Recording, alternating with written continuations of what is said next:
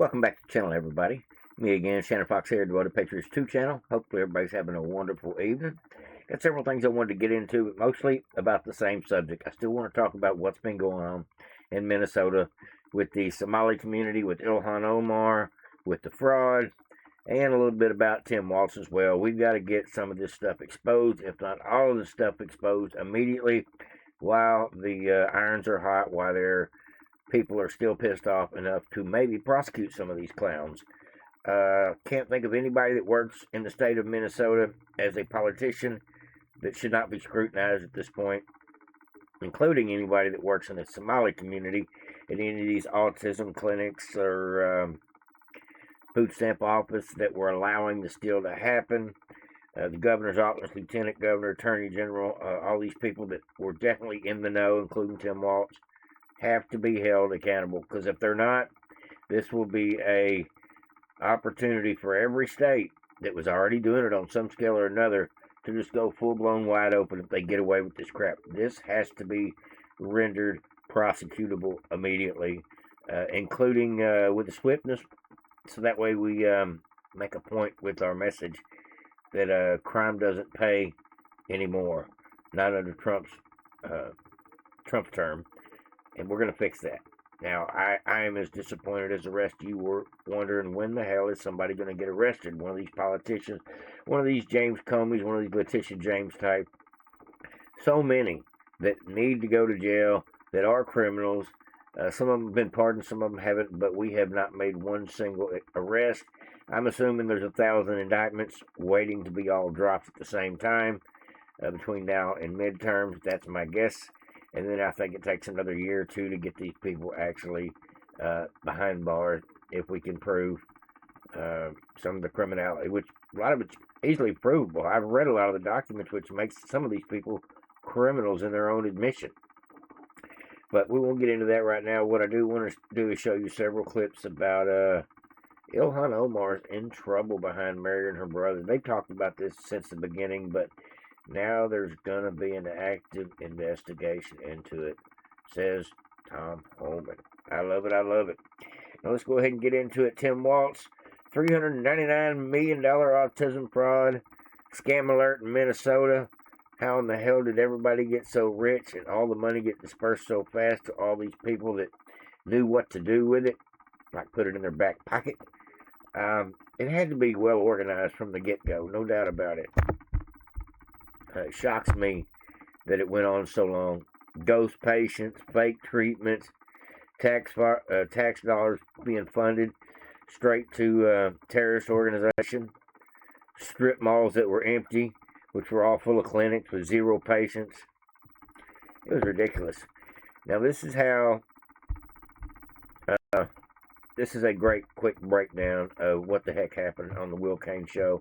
I thought this was. I've listened to 4 or 5 people's take on what actually happened, and this one I thought was definitely worth the listen. Program. That is Minnesota's Medicaid Housing Stabilization Services.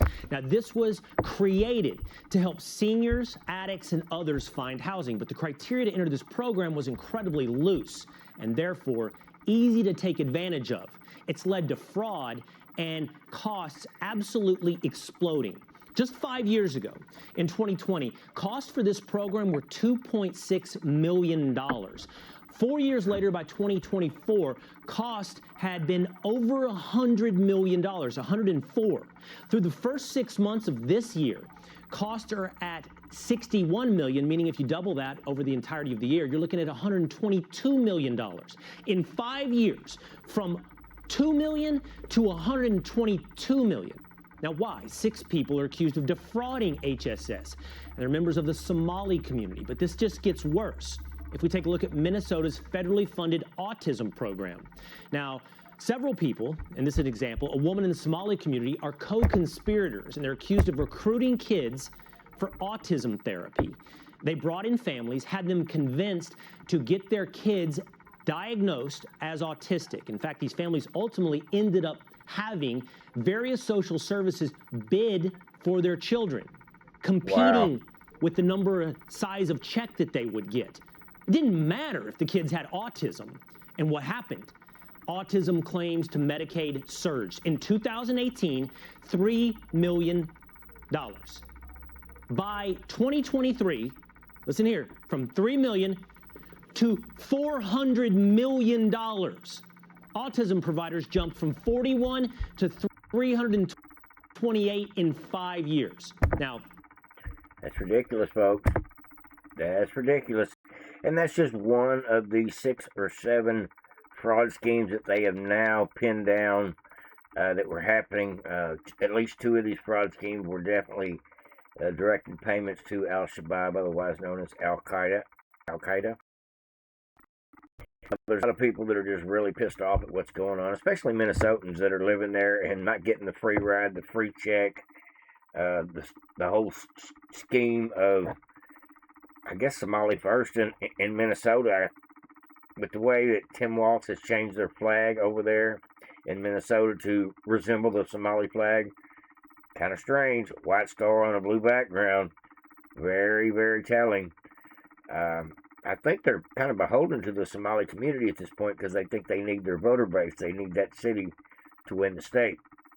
So I'm guessing between the crooks in Washington, the crooks and crooked politicians in Minnesota, and the entire crooked Somalian immigration problem that we have here in this country, we've got a hot mess of a bunch of criminals working together. That's the only way I could see it at this point. These people are used to trading their sister for like 2 chickens and a goat, so their sense of morality is different than ours. Most of them's religion doesn't apply, if they have any religion at all, doesn't apply to our laws the way they see it. And these people will never assimilate and become Americans at best. They'll not be a blip on the radar. Other than that, they're here to sponge off the system, take advantage of the system, and just be happy that the system is supporting them so well, while at the same time they promote things like death to America and call this place, what is it, the second evil? I think that's what they call it. Israel's the first, we're the second evil. Somali community have no love for America, for Americans, maybe America, to live here.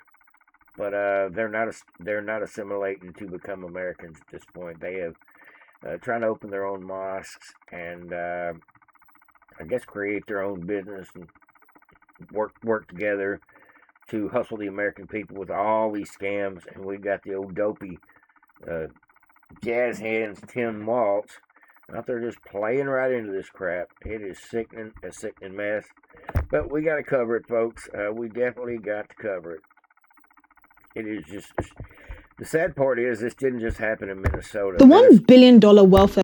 Minnesota may be the worst place, but I'm going to guarantee you this happened in California, Michigan, Texas, several of these states where people weren't, and I said Texas, several of these states where not everybody was paying attention to all the things that were sliding through the cracks, like the PPP loans. I know some people here that got PPP loans that didn't deserve them.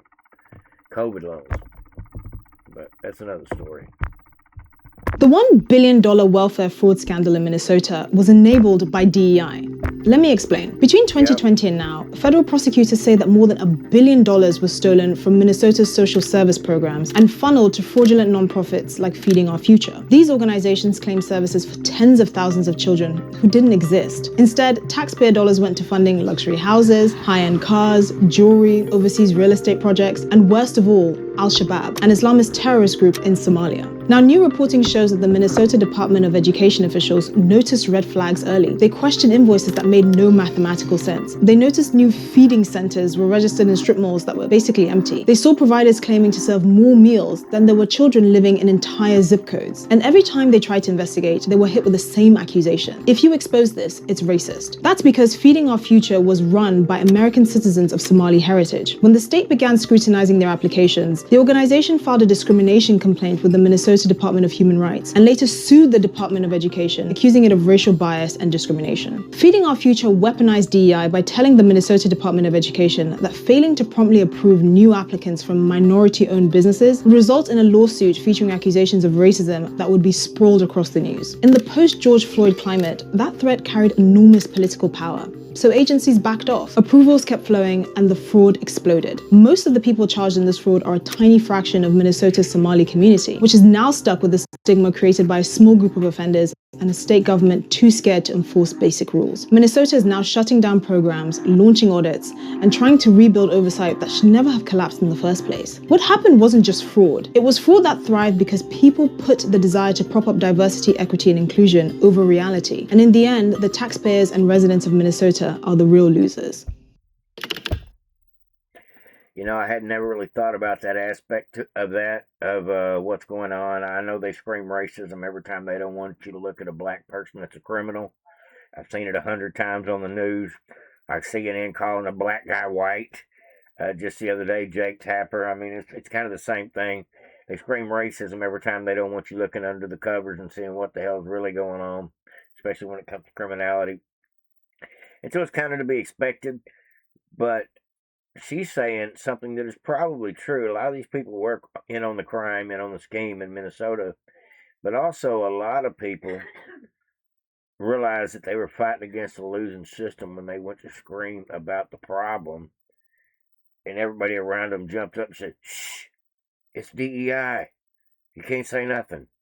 And I believe that's what really happens in a lot of situations, or has been going on for the last 4 years. They've been robbing the coffers in the name of DEI. We've seen it with the trillions of dollars in infrastructure packages, which turned out to be green new scam and DEI and trans DEI crap to the point that nobody even knows where all the money went. And I think we're starting to figure it out slowly but surely. Is Minnesota going to give us a refund for all the money they stole from the federal government, otherwise known as the taxpayers? We're going to get a dividend check from Minnesota? We should.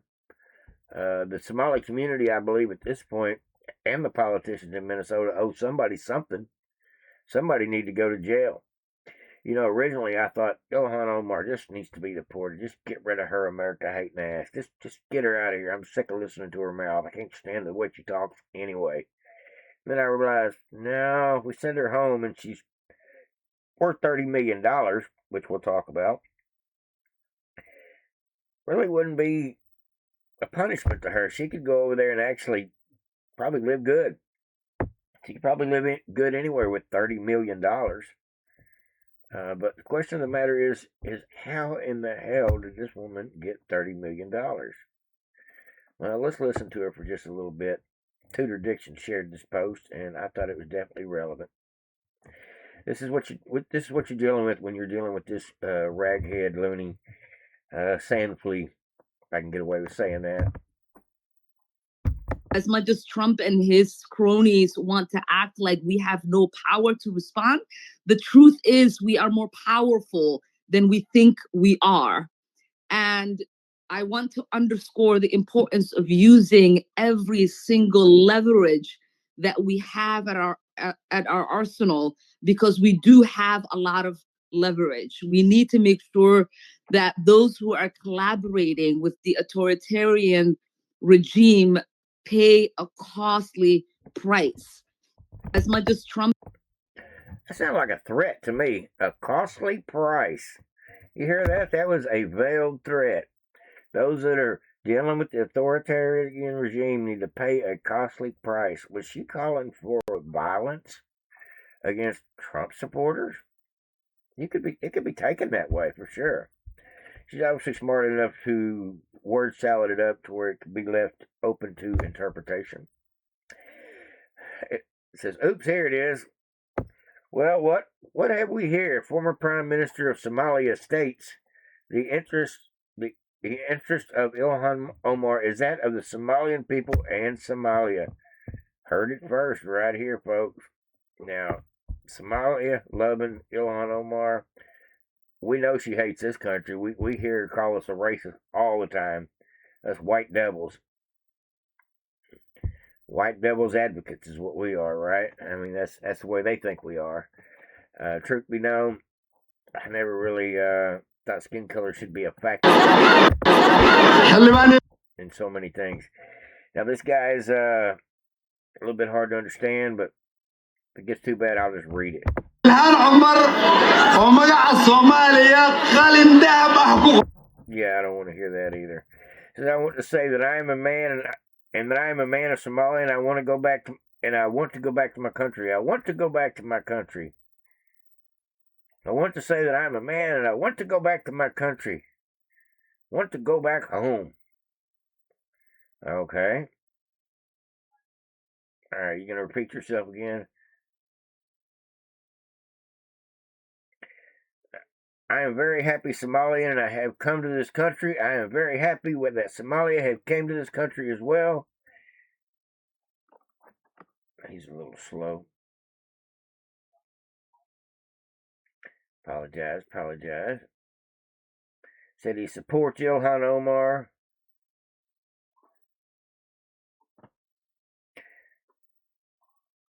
Said he wants everybody to elect Ilhan Omar. Hope you are with me. I stand shoulder to shoulder with Ilhan Omar. Hope you're with me. The interest of Ilhan is that of the Somali people and Somalia. There it is. There's that Somali flag, otherwise known as the Minnesota flag.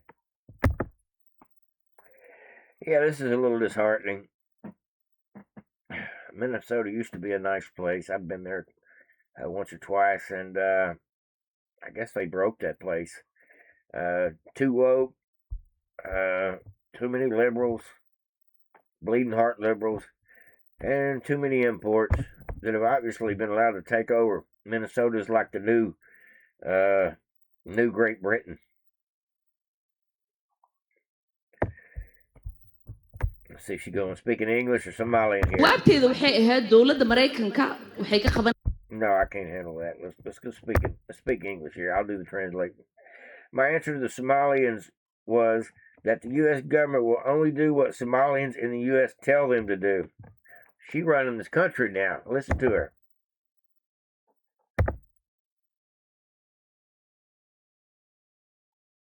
Hakada. We will do what we want and nothing else. They must follow our orders, and that is how we will safeguard our interests in Somalia. She doesn't sound like no congressman for America. We Somalians must have that confidence in ourselves.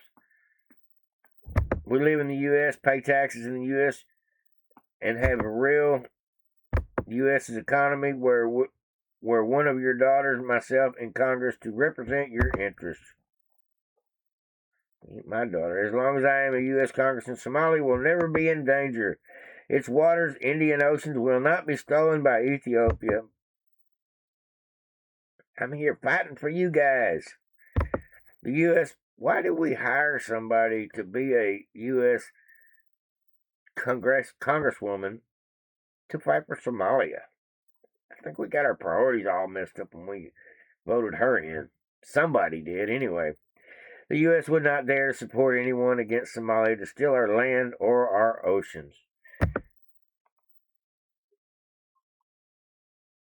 Sleep in comfort knowing that I'm here to protect the interests of Somalia from inside the U.S. system. Wow. My answer to the Somalians was that the U.S. government will only do what Somalians in the U.S. tell them to do. Okay, you think so. Hey, lady, you about to wear out your welcome. You about this close to wearing out your welcome. Especially when they prove you was sleeping with your brother or married him. They don't know if you're sleeping with him or not, but I'm assuming that since incest runs in the family, it's probably, I don't know. You can't afford toys there. What do y'all? I'll leave that one alone. Yeah, I'm assuming they sleep with their brothers and cousins and go to family reunions to find their mates. That's what I'm guessing at this point. Now this here Rob and he breaks down how she got that money, how Miss Omar went from $65,000 in debt to $30 million to the good. So we'll ask again, where did Ilhan Omar get all that darn money from? That's right. Let's go through it. When she first ran for Congress in 2018, she was married to a Somalian man named Ahmed Nur Said Elmi, and she had a net worth of approximately $65,000. Not a ton of money, but $65,000. By 2020, a whole 2 years later, Ilhan had already divorced and remarried another Somalian man by the name of Ahmed Aladizian Herzi, and her net worth was still right around $65,000. Yet just 4 years later, she was divorced and remarried again for a third, or perhaps a fourth time. We don't know for sure because Ilhan Omar likely married her brother at one point to get him into this country illegally when she came here from Somalia, which, by the way, is a federal crime, and she's serving in Congress. And nobody talks about this. So by 2020... So let me get this straight. She's been married 3 times in 3 years, and maybe her brother too? How many people did this woman marry to get in the country? Before Ilhan's married to a new person, a white guy named Tim. There's Tim Minette. And Tim is not a rich man, but now he is. Tim's rich now because somehow over the course of the last 3 years, Ilhan Omar's net worth has skyrocketed to over $30 million and counting, meaning she went from having right around $65,000 to $30 million in 3 years. Think about that. Powerball drawing is to...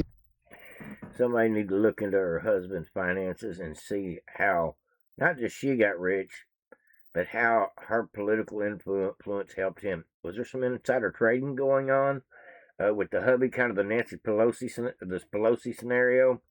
I don't know, but for them to be worth $30 million, he's obviously the clear winner there.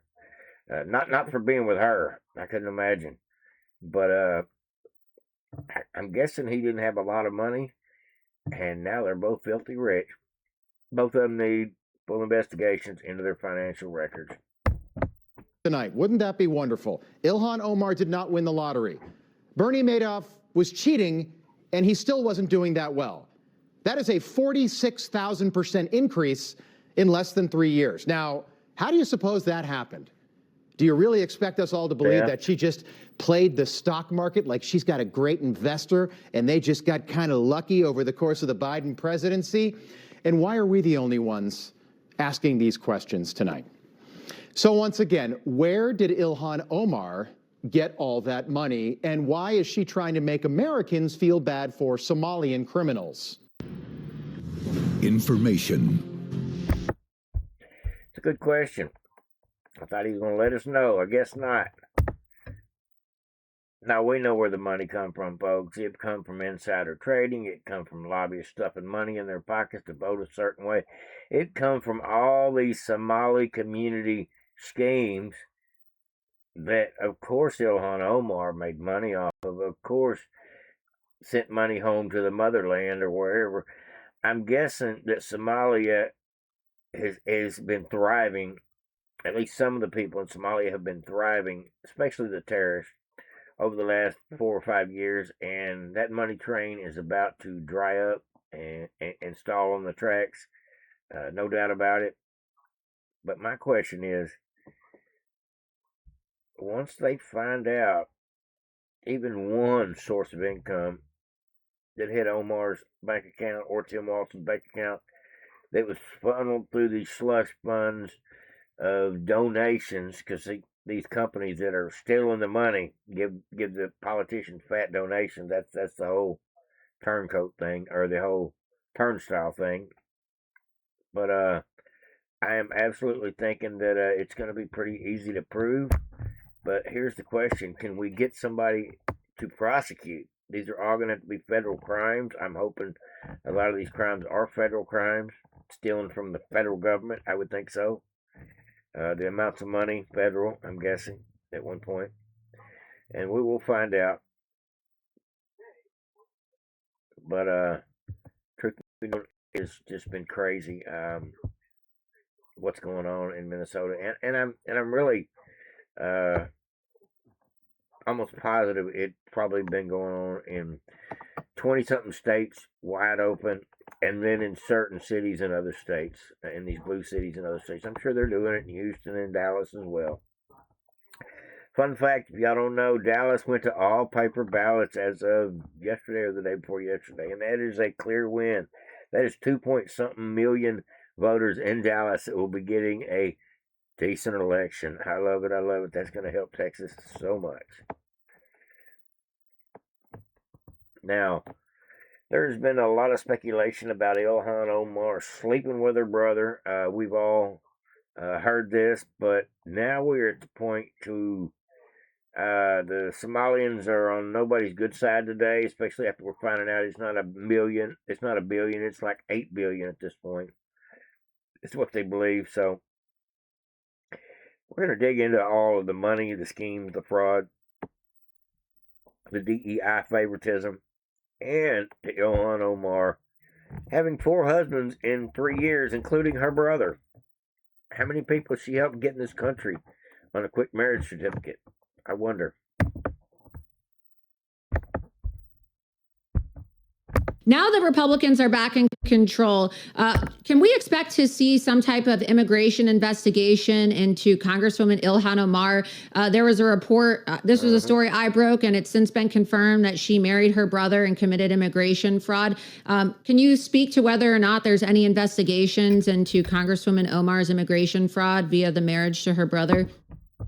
And whether or not her citizenship could potentially be revoked if you guys also find that she did in fact commit immigration fraud and student loan fraud?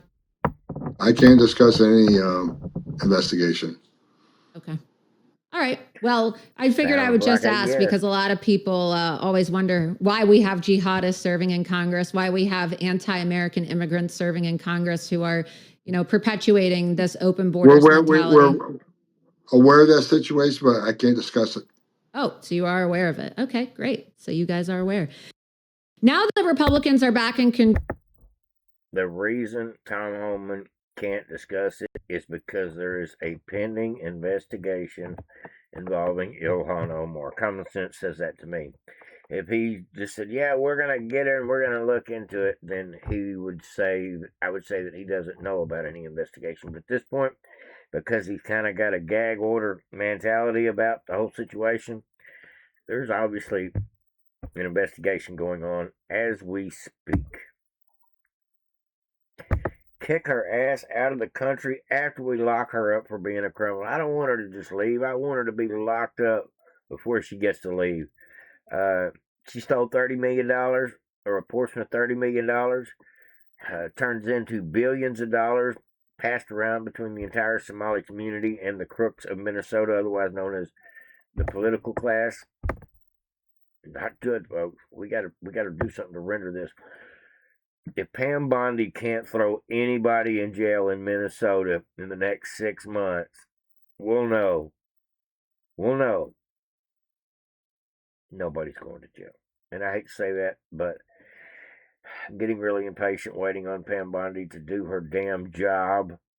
Matt Gaetz would have already had people thrown under the jail. That's what I actually believe. But we're dealing with Pam Bondi, who's obviously being tricked into being, she's either deep state or being tricked into being, stalling for the midterms. It's ridiculous. We can't get any prosecution before midterms.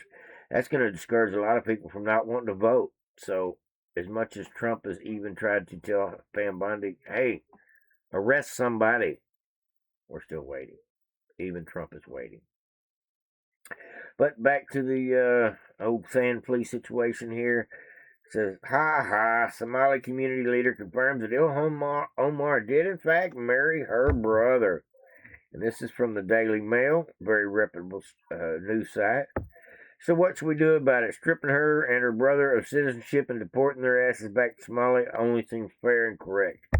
Now, I think we got to take her money away from her, too. If we could prove that she stole the money, it was fraud, it needs to be commandeered before they kick her ass out of the country. Daily Mail says Ilhan Omar did marry her brother and said she would do what she had to do to get him papers to keep him in the U.S., reveals Somali community leader. Says, I'm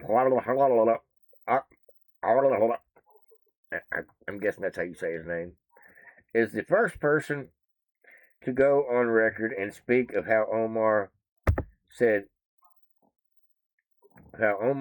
she wanted. Hold on, let me get my glasses out.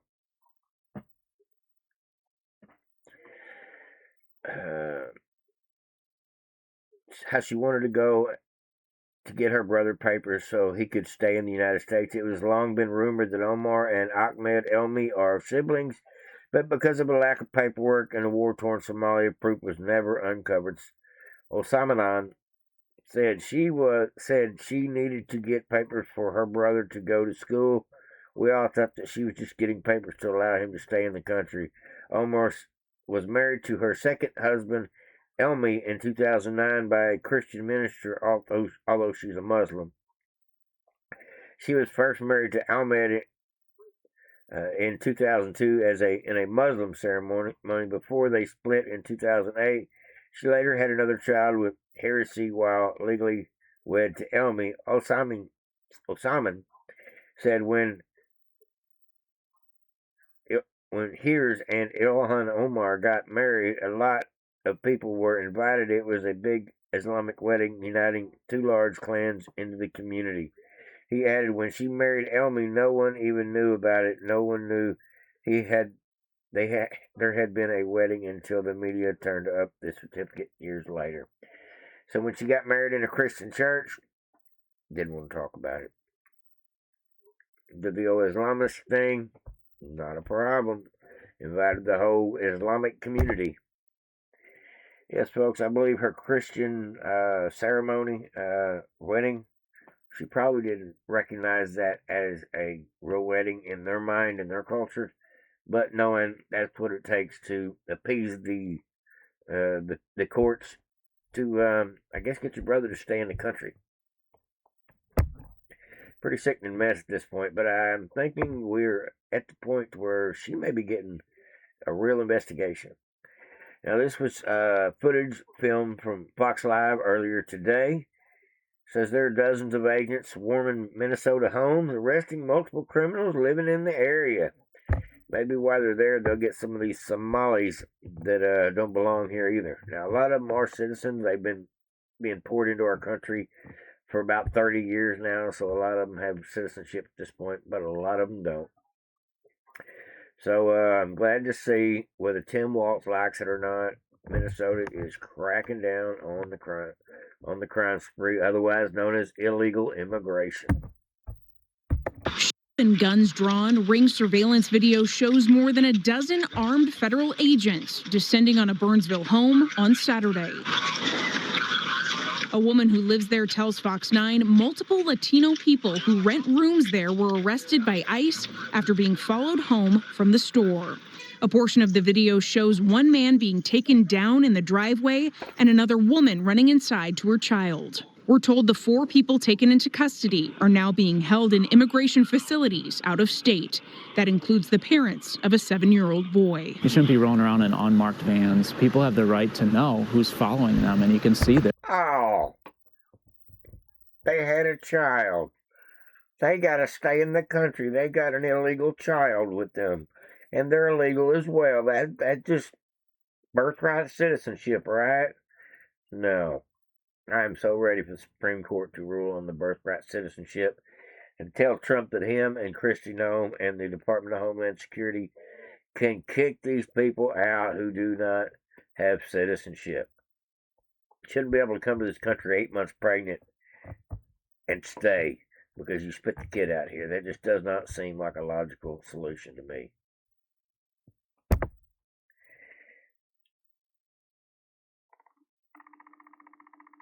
Got a couple more clips for you today, folks, and we'll call it a day. Hopefully everybody's having a great Tuesday afternoon, Tuesday evening. All right, I think we got 2 more clips. Let's see here.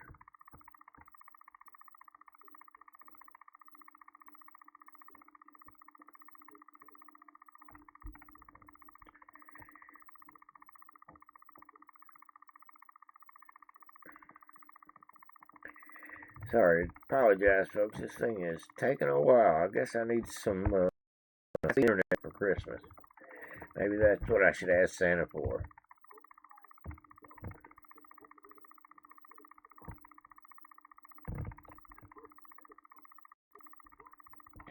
I think I've already actually played this video now that Yep. That lady's video went viral talking about all the Somalians on the free housing in Ohio.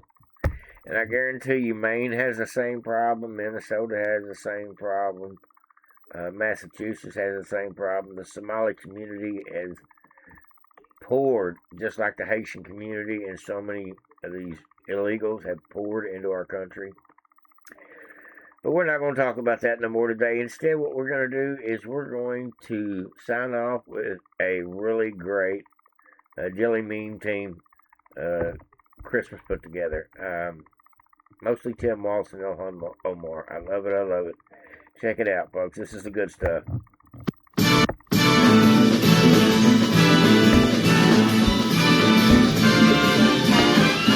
He's Tim Waltz, the retarded governor of the year. He is effeminate, prancing, and his creepy face waves his hands like a queer. He's Tim Waltz, the retarded governor of the year. Come on! He's the crappiest governor of them all. As Somalis invaded, corruption invaded, as Minnesota falls. He's Tim Waltz, most retarded governor of them all. See you in jail, retard.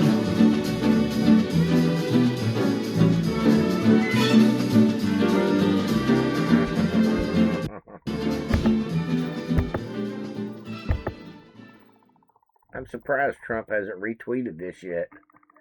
Really surprised. Trump's got a great sense of humor as well. On that note, hopefully everybody's having a wonderful holiday season, should I say. Just got past Old Turkey Day, and everybody's finally getting over the food coma, and now we're fixing to settle into the crazy shopping time of the year, get our spending done, get our family to come around, and hopefully enjoy at least the entire week and a half between Christmas and New Year's with friends and family.